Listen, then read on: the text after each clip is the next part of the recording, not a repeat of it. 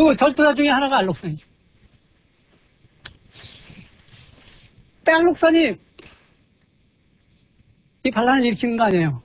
강현종하고 양귀비를 같이 공유할 수 없다. 내가 혼자 찾아야겠다. 해가지고 반란을 일으키는 거죠. 이 성당시대는 되게 그래요. 양귀비는 어떻게 생겼을까요? 네? 이쁘게 생겼을까요? 네? 근데 이쁘게 생겼겠죠. 그러니까 이제 문제를 일으켰겠지만 이쁘다라고 하는 것은 어때요? 어머니 젊은 시절에 이쁘다라고 하는 것은 달덩이 같은 미인이었죠. 그죠? 네? 지금 이쁘다고 하는 건 뭐예요? 날씬해져. 성냥개비처럼 날씬해야 되죠. 근데 성냥개비처럼 날씬해야 되는데 이상하게 또 나올 땐 나와야 된단 말이에요. 이게 아주 골치 아픈 거예요. 성냥개비처럼 날씬하는데 이렇게 나올 땐 나오는 건 있을 수 없어요. 그러니까 성형외과가 이게 돈 버는 거야. 네? 두 가지 중에 한쪽에 무게중심을 둬야 되는데 둘을 다 잡으려고 하니까. 참고 삼아 얘기하자면 우리 마누라는 아주 비대합니다. 성당시대, 한 시대가 아주 그 전통시대에 있어서는 그렇습니다. 이 오늘날 시대하고는 좀 달라요. 오늘날 시대는 이상한 시대이기 때문에 이론적으로 설명하기 어렵죠. 전통시대에 있어서는 한 시대가 얼마나 풍요하느냐에 따라가지고 미학의 기준이 달라요. 여성을 그리는 방식이 달라져요. 성당시대는 아주 풍요했던 시대예요. 그래서 이 시대의 미학이 달덩이 같습니다. 독하죠. 마누라처럼. 그게 이 성당시대 이야기예요. 우리 이 부처 그림 같은 데를 보면은 아주 뭔가 뭐 있어 보이게 이렇게 딱 그려져 있죠. 그게 이제 당나라 미학이 들어와가지고 우리나라에서 전파되어 나간 거 아니겠습니까? 그럼 이제 성당시대에서 지금 우리의 양귀비가 산단 말이에요?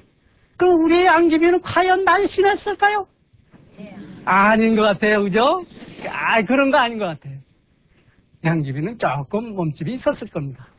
근데 문제는 뭐냐면은 그 얄록산이 품에 안고 말을 타고 양귀비를 품에 안고 치달려 나갔다는 거 아니에요?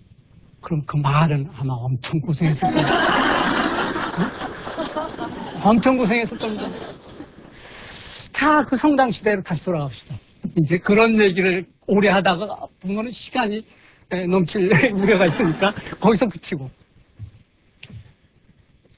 알록산에 난 이후로 절도사들이 아내도 만들어져요. 그러니까 그 전에는 이제 이 외침이라고 하는 게 중요한 문제일 수밖에 없는 시대였었는데 알록산에 나는 기점에서 그 이후에는 농민 반란이 전국 각지에서 우후죽순처럼 일어납니다. 그래서 아내 적이 생겨버리니까 아내 적을 막기 위해서 아내도 절도사 체제를 운영할 수밖에 없어요.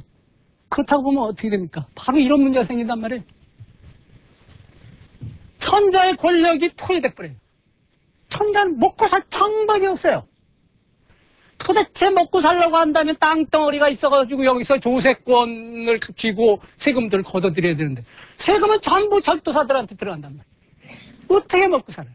먹고 살 방법을 찾기 위해서 땅덩어리를 가만히 뒤다 보니까 이게 주로 어디에 황하지역입니다. 아래쪽을 보니까 강남 지역은 이건 텅 비어서 그죠?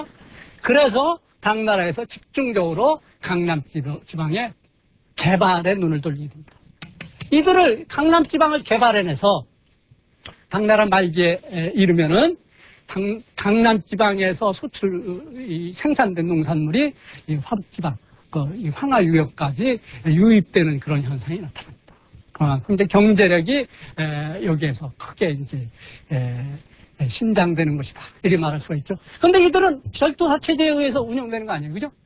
그러니까 이들 이 강남 지방의 신개발지 여기에 터전을 두고 있는 신진 중소지주층이 등장한다. 이 중소지주층, 여기에 근거를 두고 있는 중소지주층이 바로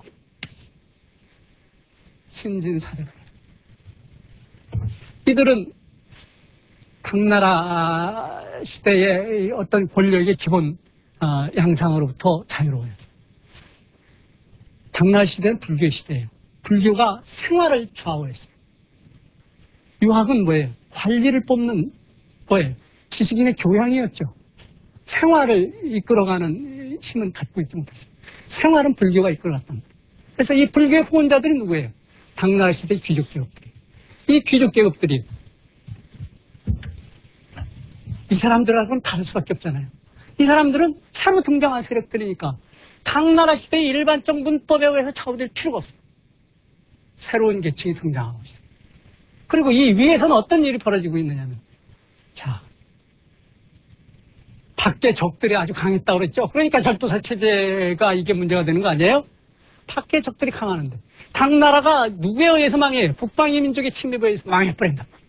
망해버리고 당나라에서 송나라로 넘어가는 시기까지 약 50년 동안 5개 왕조가 중앙에서 교체하고 50년 동안 5개 왕조가 교체하고 무수히 많은 번진 체계들, 이 절도사 체제들이 그야말로 뭐라 그럴까? 끊임없이 권력 경쟁을 한단 말이죠. 그 50년 동안 5번의 왕조 교체, 중앙의 왕조 교체. 대부분은 북방 이민족이 들어와가지고 두드려 부시고 세우고 그러는 거예요. 그러니까 이 북방 이민족이 이 권력 집단들을 그대로 끌고 나갈 필요가 없어요. 이 권력 집단들이 당나라의 멸망과 5대 시대를 거치면서 완전히 해체되고 송나라는 새롭게 수혈되는 계층의 역량을 바탕으로 삼아서 새로운 문화를 만들어 나가기 시작한다 이거죠. 그래서 이 신진 사대부들이 역시 이들이 이제 역사를 중심에서 이끌어 나가게 되는데 역시 이들도 이 현실을 어떻게 만들어갈 것이냐에 주된 관심을 기울이고 있는 사람들이에요. 이들은 또 이 중국이라고 하는 것에 대해서 상당한 위기감을 느끼고 있는 사람들이죠. 북방 오랑캐족에 의해서 역사가 마구잡이로 영향을 받으니까 중국적 자존심이 기능한단 말이에요. 기분 나쁘다 이거죠. 예? 그래서 그 중국주의를 깃발처럼 내걸게 돼요. 또 그리고 뭐예요? 한나라 시대 이후로다가 이른바